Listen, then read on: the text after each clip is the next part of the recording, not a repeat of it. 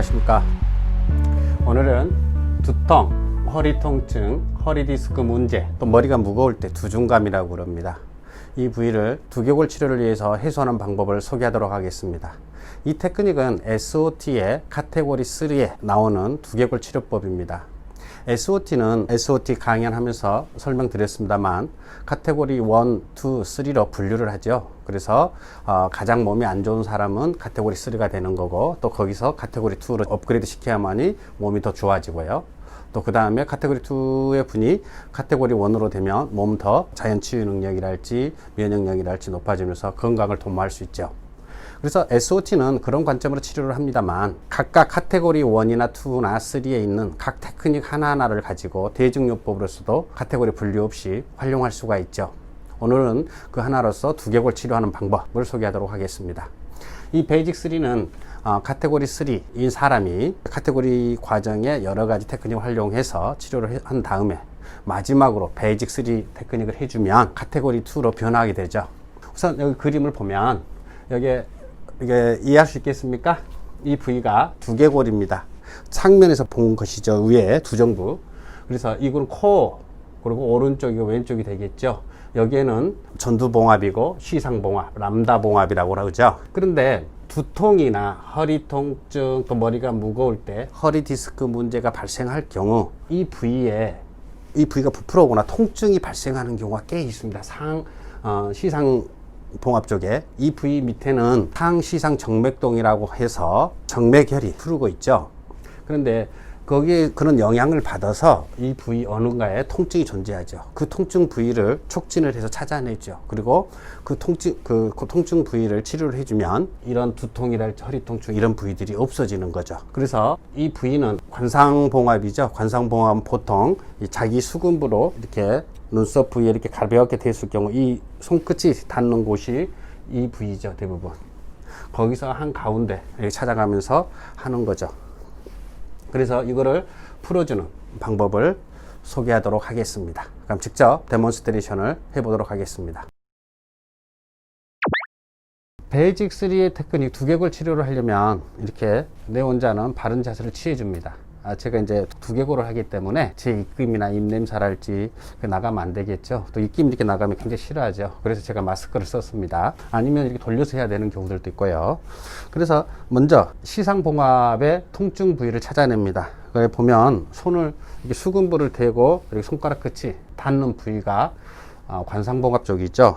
그래서 수근부니네 코코니 아테 때 그런 우에니 묵할 저도 아테 때 뭐라 해봤을까? 그래.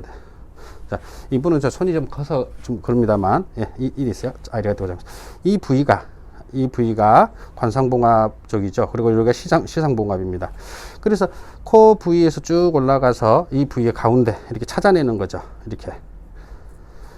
예, 찾아내서 만일에 여기 통증이, 대부분 통증이 존재하는데 굉장히 아픕니다. 아픈 사람도 있습니다. 그럴 경우 통증이 여가 만일에 통증이 있다. 그러면은 이 부위를 두고 엄지를 이렇게 댑니다. 방법이 여러 가지 있는데 이 방법이 가장 무난하죠. 되고 나서 두정부에 손가락을 이렇게 대죠. 이 상태 하에서 내 혼자는 숨을 들이마시면서 저 발가락을 굴곡을 시켜줍니다. 이렇게 해주고 내쉬면서 발가락을 바깥쪽으로 해주죠.